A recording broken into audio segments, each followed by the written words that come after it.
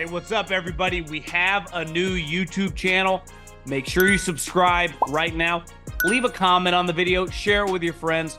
It's also a podcast, 3 and Out, wherever you listen with me, John Middlekauff, Apple, Spotify. We have you covered, as well as thevolume.com. We have merch. Check out. I got 3 and Out hats right now.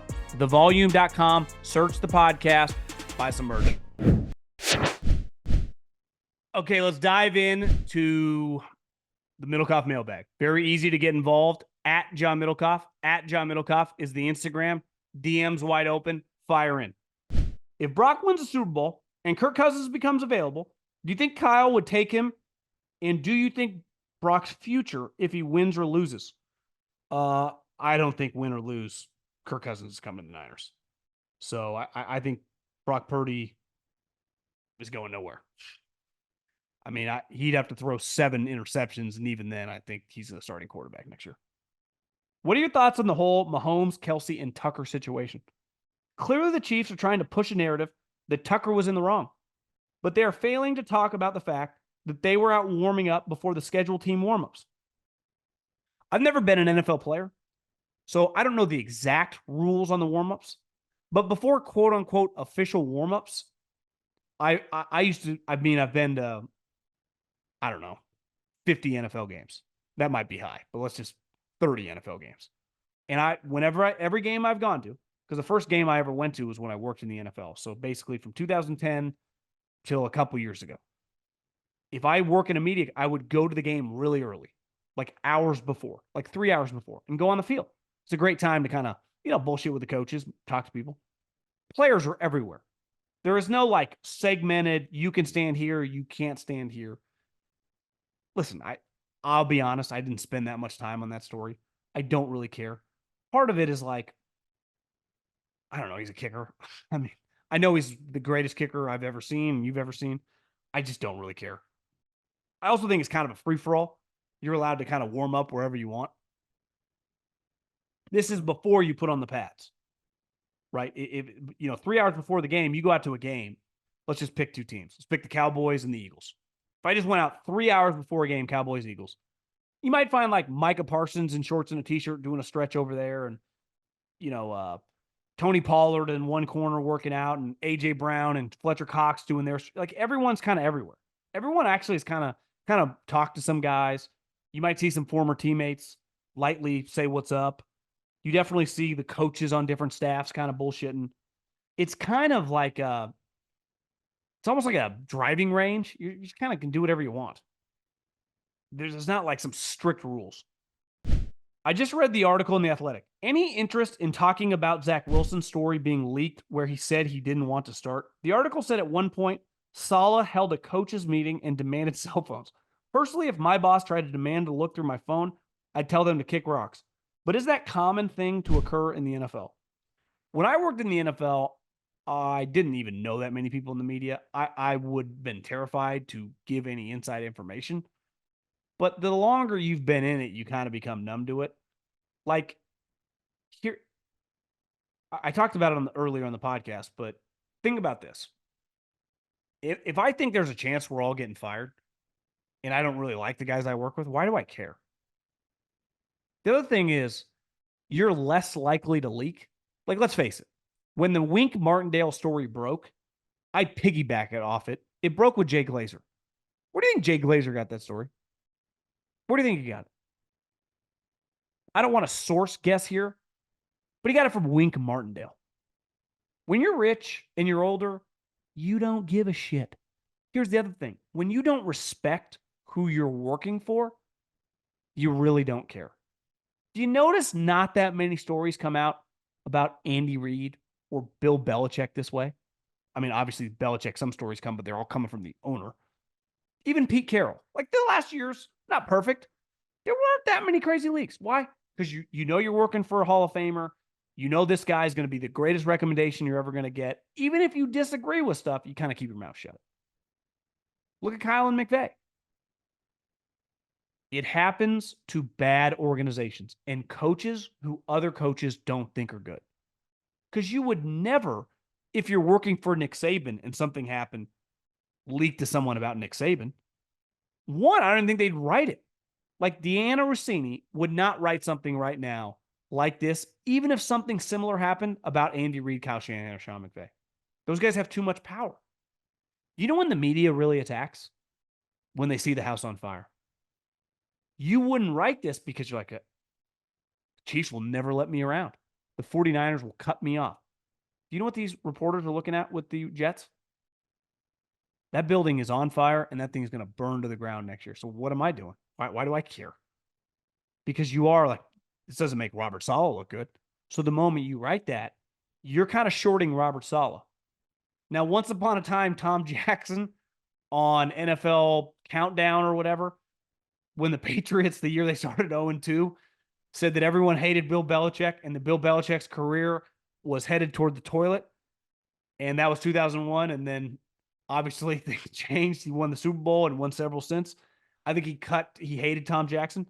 So you got to be careful about when you unload the clip. But if you have information and you do it, you're kind of betting on this is not going to go well. Been watching for a while. Big fan from Santa Cruz, California. Love Santa Cruz. Anyway, my question is, should the Niners turn their attention to drafting a top-end offensive lineman, specifically guards? I say this because I remember watching Drew Brees play. I always remember he had big guards to protect him and hold the ball. They were always good in the interior, center and the two guards. Jabari Evans was a stud. Remember, they franchised him one year. Yeah, you could argue that the interior offensive line is a big emphasis. They drafted Aaron Banks in the second round. Aaron Banks was like I forget the exact number, but he was a pretty high second round pick. Now their right guard is an issue, and their center is kind of a guy, and their right tackle is not that great, and their left tackle is an all-time great, but he's 35 years old. So big picture of the 49ers, I'd argue defensive and offensive line issues. Like I would draft all linemen. I mean, Greenlaw, Warner going nowhere. All their DBs under contract. All the wide receivers good. And running backs. And the quarterback. Like, to me, linemen. Offensive, defense. Eric Armstead's old. And he makes a ton of money. He's going to have to restructure if he wants to come back. Hargrave is on his third contract, so he's probably got 1 or 2 more years. They do not have any other defensive ends beside Bosa who are any good. And beside Trent Williams, if you replaced all their offensive linemen, you could upgrade if you got a better player. Like, it's impossible to upgrade Trent Williams. Like, you're not upgrading Debo or Ayuk. Like, you can upgrade all. Aaron Banks, when healthy, is solid. But the center right guard, right tackle is definitely. Here's the problem. They draft at the end of every round. And they're not going to have that much money because they're going to buy Ayuk. Not buy Ayuk, he's already on the team, but pay Ayuk. And they're paying a lot of guys. Kittle makes some coin. Even Juice for a fullback makes coin. Debo makes money. Fred makes money. Bosa makes a shit ton of money. Charvarius makes a lot of money, but he's their best corner. This is where they really benefit from having Brock Purdy's contract. From Luis, I can't express how much I like your content. I like this guy. Question. What do you think about the new GM hirings? Well, let's go around the league. Adam Peters, love it. My guy, biased, but he's a stud. I think that's a no-brainer. Dan Morgan, I met him years ago when I was scouting. Obviously, I had followed his career as a player. I just think that's a very, very difficult job. It's just so hard. I mean, to work for Tepper, we'll see. I mean, I thought he was the number 2 guy forever, so maybe they have a pre-existing relationship. Maybe he's less likely to kind of walk all over, former linebacker than he would just some former scout, but that's not an easy gig. Who else? The Raiders, Telesco. I think they definitely needed to hire a guy with experience, hiring a head coach who's, only been coaching 4 or 5 years. He's only been in the NFL as a coach a couple years now. So I totally understand that. I actually makes a lot of sense if you hire Antonio Pierce, you could not hire a first-time GM. Destined to fail. So I like that hire. And the Patriots, I don't even know. I think I saw they're not even guaranteed to hire a GM. I'm not quite sure how that's going to work, but kind of a bizarre situation. Decided to give your show a try and love it. Got some nice people today. Anyways, I'm a Bears fan. I think it's a lock we take Caleb. But our second round pick in the first round, I could see us trading our second pick in the first round. Do you think we get enough value for it to be worth it? I think it depends. If you could move a couple spots back from like 9 to 14 and accumulate, I don't know, a couple seconds, then I think you would think about doing it. But if you could get Caleb and still get one of the best players in the draft, assuming 3 or 4 quarterbacks also go, because if 3 quarterbacks go, right, if Caleb goes, and then let's say May, Jaden Daniels, and one other guy, that would be 4. That would mean one of your, I've been saying this, one of your top 5 players in the draft you're going to get. So I would be very, very into doing that. Question for the bag. Lifelong Jets fan, which, as you can imagine, has been rough. I recently read the Athletic article that I talked about it earlier on the podcast. While I've been prepared for the 24 season to not live up to expectations, even with Aaron Rodgers, the article put the nail in the coffin and continues to expose the fundamental issues within the Jets organization. I'm of the belief that the issues stem from the top with Woody Johnson and the people he brings in to manage the operations. Are you of the same belief? What are some concrete ways to fix the organization? I think as long as Rodgers there and they're all in, this is kind of the situation. You either get a fantastic season out of a 40-year-old that's coming off a torn Achilles and you make the playoffs and everyone kind of rejoices, or you win 7-8 games and it's a disaster and Rodgers just retires. That's kind of what I would bet on. You're a 7-10, 8-9 team. It doesn't go well, and you're not a playoff team. If I was a betting man, that's what I would bet. But after that, you don't fire owners. You're stuck with Woody Johnson. Like, nothing changes. So even if you fire Joe Douglas, Robert Saleh, Rodgers retires after a down year, it's clearly he's not the same guy. You're doing it all over again. You're just going to hire the next Joe Douglas and Robert Saleh, which is kind of proven now. It's very, very difficult for it to work there. I've always wanted to coach since the second I realized I wasn't talented enough to get a scholarship. I got a degree in sports administration at Boise State, and I'm wondering if you have any suggestions for me on getting into the industry. Interned with the athletic and media relations, but that ended during COVID, and I feel like I've hit a dead end. I have the passion and knowledge for football, and I want to share. The one advice I always give to people is if you're still around the program, right? They just got a new coach, who I guess he was the interim coach and they hired him. If you still live in that area, see if you can help out the program.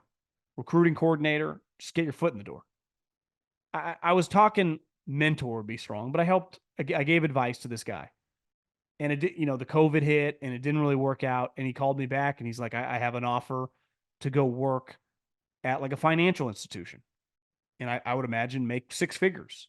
And he's like, it's very difficult. Like, my sports career, working in sports, hasn't really taken off. And I said, listen, I don't have no issue with anyone deciding to pivot a career, but just know this. Once you do that, even at 24, 25 years old, and this guy had a degree from a Power 5 program, you're probably never coming back. We were talking, my girlfriend got, like, she's in real estate and they sent her the thing for taxes, how much she made last year.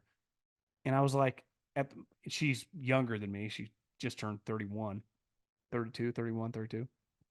And I was like, I never made that much money up until I was like 35. Hell, I haven't make that much money in sports doing this, working in the league, working in radio. I mean, really good money till probably 4 or 5 years ago. And if I ever would have been in a position at 28, making a couple $100,000, like most of my friends were doing, most people I went to college were doing, I never would have pursued this. But when you're used to not making any money, you're just kind of in it and you just keep swinging the pick. And listen, there's no guarantee things are going to work out. It's part of life. But I would do everything you can to get your foot in the door however you want if it's truly a passion. Because the moment you pivot and go get a job at Bank of America or Wells Fargo or an insurance company or sell medical devices, it's going to be impossible to pivot back. Because then maybe You meet a girl, you get married, you have a kid. It's very, very difficult. It's so much easier to do this shit when you're young. It really is. If you're wired, like to me, money, and even now that I make good money, like it doesn't mean it. It doesn't do anything to me. Don't get me wrong. I like making it and I like investing in it and I like doing all that stuff, but it gives me no feels inside. Nothing. So it was easy from the moment I was graduated college up until I would say about 1920 to just, it didn't phase me as much. But that's not for everybody. But the moment you get out, because no matter what you do, you start low. Eric Spoelstra just got whatever, $150 million. The most famous picture of him is in the video department, probably making 15 grand for the Miami Heat 20 years ago or 25 years ago. That's most guys. Most guys start. I remember Deuce Staley, who's now probably made millions of dollars as a coach at this point, and he's the running back coach for the Browns. When I first got hired with the Eagles, I used to pick up Deuce every single day at the Marriott and take him to work. He didn't have a car, staying at the Marriott. I would imagine at the time he's making 30 grand or whatever. I mean, he wasn't even a quality control coach. He was just like a coaching intern that Coach Reed just kept on because it was clear like Deuce was a stud. And our quality control coach at the time, which might have paid 60, 70 grand, maybe low, maybe high, I don't know the exact amount, was Matt Nagy. Actually, it wasn't Matt Nagy. He was lower than that. It was Doug Peterson. So you just, and this is the NFL. Doug Peterson, fucking Super Bowl champ now and former NFL quarterback. Deuce Staley played in the league for almost 10 years. You got to be willing to go through the dirt. And you just got to do whatever. I wasn't going to be denied. I was going to find a way in. And then once I was in, I'm like, God, there's not much money here at the bottom. The only thing that kept me going is I was always around people that were making a lot of money. Right? When you work, like I worked in college, Coach Hill was making a couple $1 million. Not that I was going to be a head coach in college, but so you just knew that there was money in the business. And then when I got to the NFL, obviously the GM coach, everyone's making a lot of money beside me. And even in radio, like working around Greg Papa, who was making a ton, you could just see like there was money in it. You just had to find your way to fucking climb up that ladder. DraftKings, the leader in fantasy sports, just dropped a brand new fantasy app, Pick Six. Pick Six is the newest way for you to get in on fantasy football action with DraftKings. Just pick between 2 and 6 NFL players and choose if they're going to have more or less of a stat. For example, will a player have more or less than 100 rushing yards? Or will a player have more than 1 touchdown? Track your lineup and compete against others for a shot at huge cash prizes. Download the DraftKings Pick Six app now and sign up with code JOHN. That's code JOHN, John, only on DraftKings Pick Six. The crown is yours. What are your thoughts on the new Packers, DC? I like they hired a new guy and not some retread. I really hope he can bring some toughness to our defense. We've been lacking that since Dom Capers' years. Looking forward to getting ready for next season. I talked about this a little yesterday on the podcast, but when I used to go to 49er practices, he was an assistant coach. And I remember seeing him the first time with Chip Kelly. I'm like, who's this guy? He's kind of a scrawny, like he doesn't really look like an NFL coach. But then when Chip got fired and Kyle kept him on, and then people really around the building liked him, I was like, this guy, pretty impressive guy. So I've kind of loosely followed his career. One story that was out there the last 24 hours on Jeff Hafley. So it's like, I don't know. I mean, he coached 1 year at Ohio State as the co-defensive coordinator. He knows defensive back play. He knows coverages. So that's, if they do a good enough job with the lines, he'll be able to dial up coverages. He knows how to coach DBs, which is, to me, coaching DBs is a lot like coaching quarterbacks. There is a small group of people that can do it.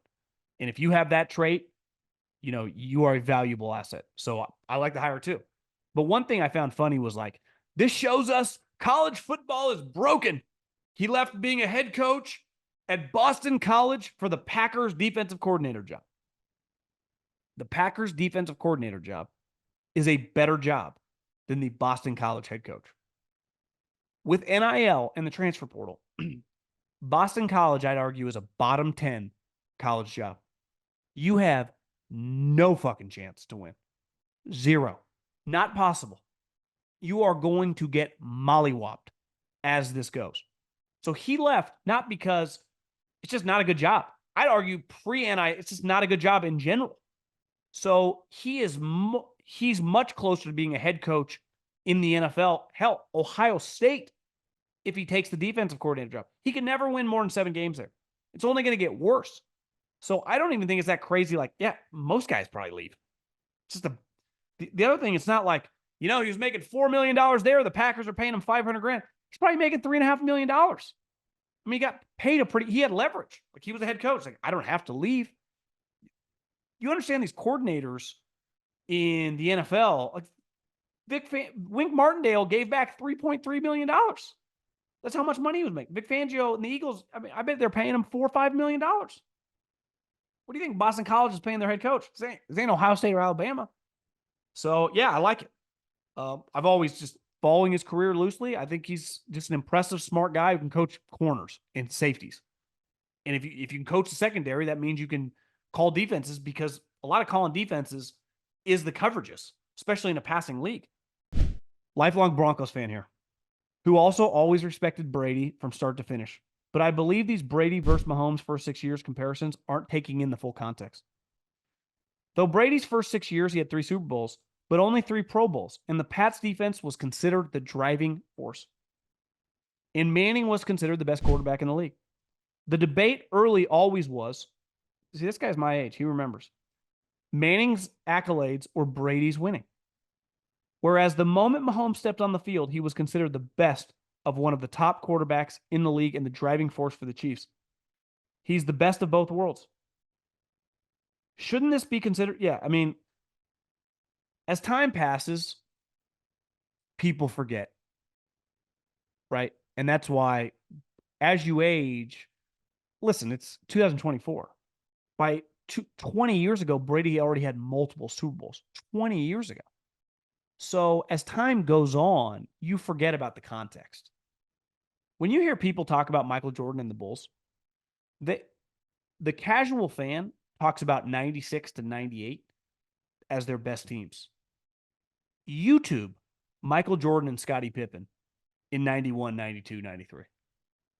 They were like fucking aliens. And Michael Jordan's easily my favorite athlete ever. And it was, listen, in the late 90s, he was unstoppable, but he wasn't near the athlete he was in the early 90s with Pippen. Those two guys were the best athletes on the planet. They played the hardest, and Michael was easily the best player in the league by a country mile. They were unstoppable because athletically, they were in a whole different universe than everyone else. Remember the famous story in the 92 Dream Team was like Tony Kukoc was eventually going to come over, and they both wanted to guard him, and they embarrassed him. They ruined him. Those two guys, like the team's 91, those guys were better than. Now maybe Michael was smarter and understood basketball better in 97, but he wasn't near the dominant player that he was in like 92. It's like LeBron. He's been really good. You can tell he's old now. I mean, he's still really good, but I watched him the other night against the Warriors. He's clearly dramatically older. He's not as explosive. It's honestly remarkable what he's doing, but like the end of Cleveland, LeBron, and even like the first year of the Lakers was still really good. But the best version of LeBron, the most unstoppable version of LeBron, was the Heat. Because he was a total package. Like, this athlete, like, what are you supposed to do with this? That was Michael in the early 90s. Just like the best version of Brady was like 08 to 15. I mean, just an unstoppable machine. Dominant. Early on, that first Super Bowl, I mean, for sure, Manning was the better player. But so back to the Mahomes thing, Mahomes was immediately better than Brady at the same age. Not even close. Now, can Mahomes maintain this for like 10 years? Because Brady had the best of both worlds. He got to win, he got to be good, and then he became unstoppable. To me, Brady became Manning around 07, 08.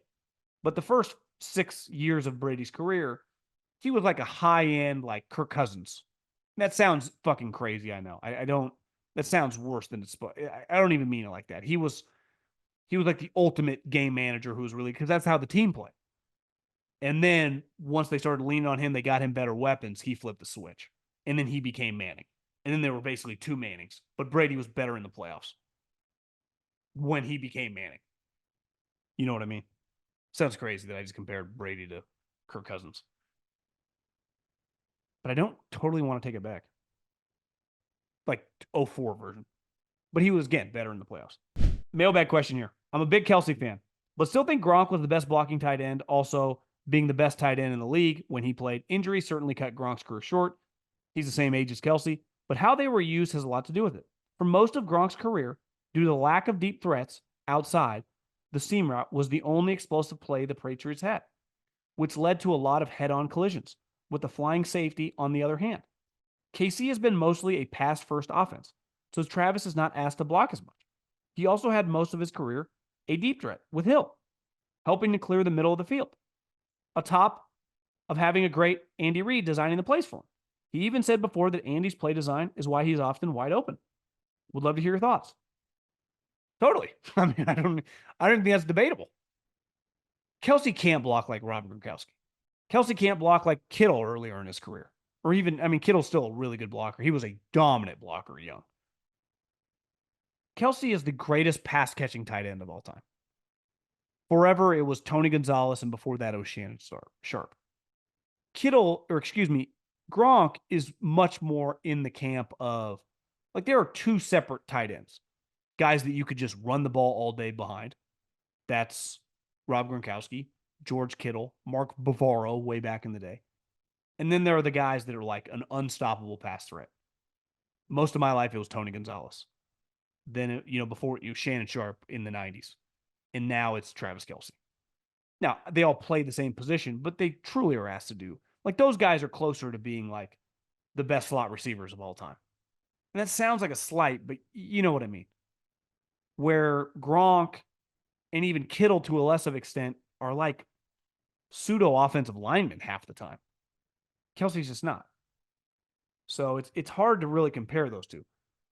And listen, we're in the business because of sports, comparing who's better than this guy. I think we can just say they're both first ballot Hall of Famers. They're both championship level players. And every guy worth their salt would take them. I also think they both belonged with the coach they got. Belichick, little old school, more inclined to run the ball. Andy, much more of a pass guy. And they went to the perfect coach. Belichick, a tough guy. Andy, a light up the scoreboard guy. Both, the two best coaches of their generation. And both turned into Hall of Famers. And two of the bigger personalities in the league. Right? Rob Gronkowski and now Kelce with Swift has taken him to another level. Just two of the most famous non-quarterbacks of the internet era. They really are. When you just say Gronk, and now you say Travis has gone up his fame dramatically the last couple months, obviously. He was, in football world, he was really famous. Now he's probably surpassed Gronk. He definitely has worldwide, but Gronk was really, really famous. But that was a lot of tailgating, Brady's fame and being a part of it.